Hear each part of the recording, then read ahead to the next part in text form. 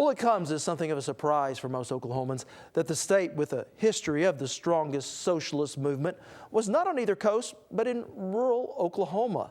It was here in the first 2 decades of the 20th century.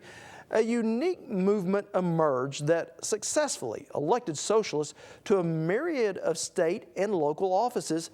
And for a brief and singular moment in our state's history, political leaders in Oklahoma confronted the prospect of sharing power with the Socialist Party.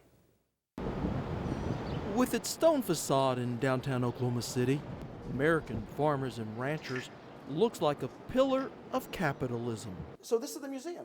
Yes. But inside this insurance company, you find quite a different story. Paul Jackson is the company's historian. We have a lot of the objects here that have occurred over the 100 years of our history. Started before statehood, this company was first a political movement that began in an effort to help early Oklahoma farmers. Is it fair to say that these hard scrabble farmers probably didn't feel very much in control of their lives? Absolutely, they did not feel control of their lives. Very difficult times, drought, low crop prices, monopolistic practices, all those things contributed to a very dismal outlook for producers. So beginning in Texas and then spreading into Oklahoma, farmers began to band together to establish a farmers' union, a movement that began to grow across the nation. People in the South and farmers and tenants were charged higher interest rates than everyone else. And so they were just really being hit from all angles, not only from the private sector, if you will, by charging all these really huge prices, but also they were hit by drought and couldn't produce the crops. So it was kind of a little bit of everything. And then they wanted to be in control of their commodities that they produced. They wanted to be able to sell them at a higher price. And so that's when the whole cooperative movement began to form. You began to see just a rapid increase of membership, almost like a prairie fire. And the organized labor movement that swept across the industrialized East began to move westward. Oklahoma History Center's Bob Blackburn. Well, out here in the West, we have a similar reaction, but here it's agrarian-based. So many things can go wrong with agriculture, and as the cost of planting and producing and marketing your crops goes up because of mechanization, of the cost of transportation by rail, the fact that the markets for the agricultural products are a long way off, which means it's going to cost a lot of money to get it there. Well, it's squeezing small farmers by the turn of the century. And as the small farmers are losing their land and being squeezed and their quality of life is going down, they react politically. And they start electing officials who will do what they say they need.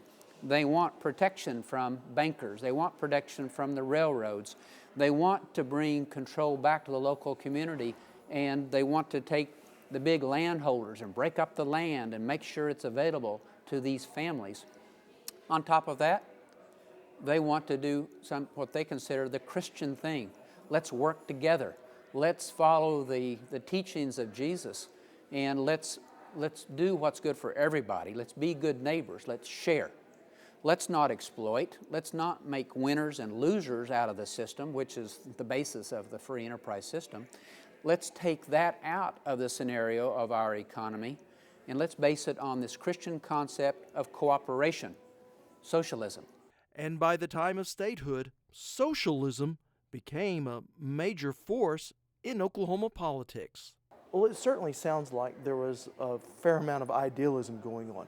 What happened from there? Well, the idealism turned into real action in Oklahoma. Probably one of the top 3 states in the entire union. Here we're the 46th state, and we're one of the top 3 in turning socialist policy into action, because the Constitutional Convention in 1906 and 1907 happened just as the socialist movement was really gaining some traction. This very conservative, Christian-based populism. You see it in the 8-hour workday at the Constitutional Convention, prohibition of child labor, creating a Department of Charities and Corrections to help people. You get a very strong corporation commission to limit the power of big business, a very anti-corporate atmosphere within the state. You have an Oklahoma bank guarantee law protecting small depositors and banks from bankers who will come in and take depositors and go bankrupt and then leave town. And so you have these guarantee laws. You see very much this agrarian conservative populism showing up in our form of government. So today, our government looks very different than this. What happened? Well, what happened is that the actions peaked in 1914. In 1914, 20% of the statewide vote went for a socialist candidate for governor.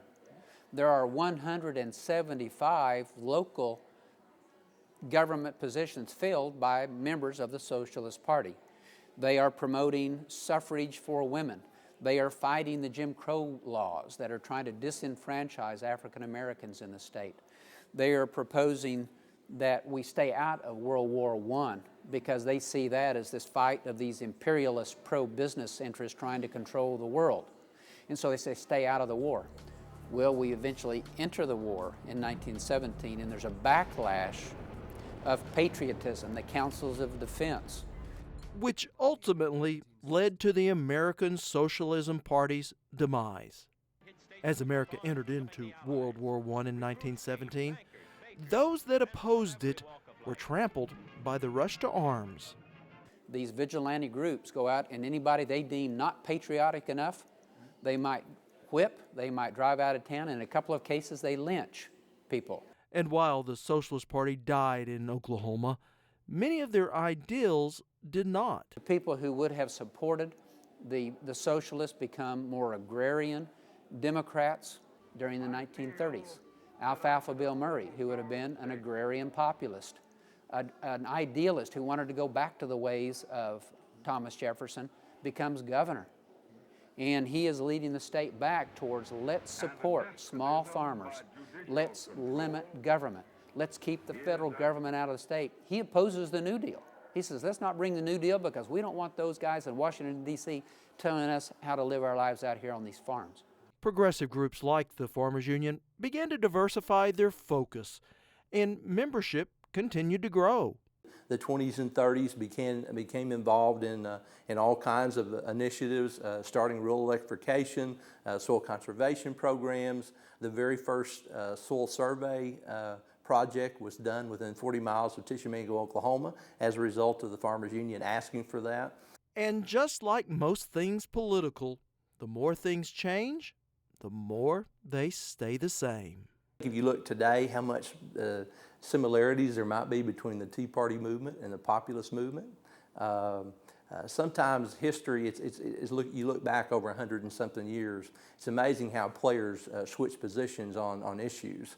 And so I think, you might think that a populist is very far from a Tea Party person, but in many respects they might be very closely aligned today. Even today, you see parts of this belief. We are still a state built on this agrarian, conservative, rural populism. You see it in the Tea Party today, a fear of centralized government, a fear of big business, an attempt to get control back to the local level. You see a very strong Christian theme running through it. And so Alfalfa Bill Murray would have been very popular among the Tea Party of modern-day Oklahoma. And just as that's changed its form over the last 100 years, it will continue to change. But it's my belief that agrarian conservative populism is a part of Oklahoma's DNA and will be part of that forever. So why was the Sooner State of all places more hospitable to Marxian socialism than any other state in America? Well, economic reasons are an indisputable factor, but the movement was also rooted in the state's strong traditions of the American Revolution and in Christianity. And while today socialism is often used in the same context by some as being un-American, early Oklahomans felt much differently, and their beliefs still resonate today in everything from the cooperatives that now dot our state to the laws that govern us in our Constitution.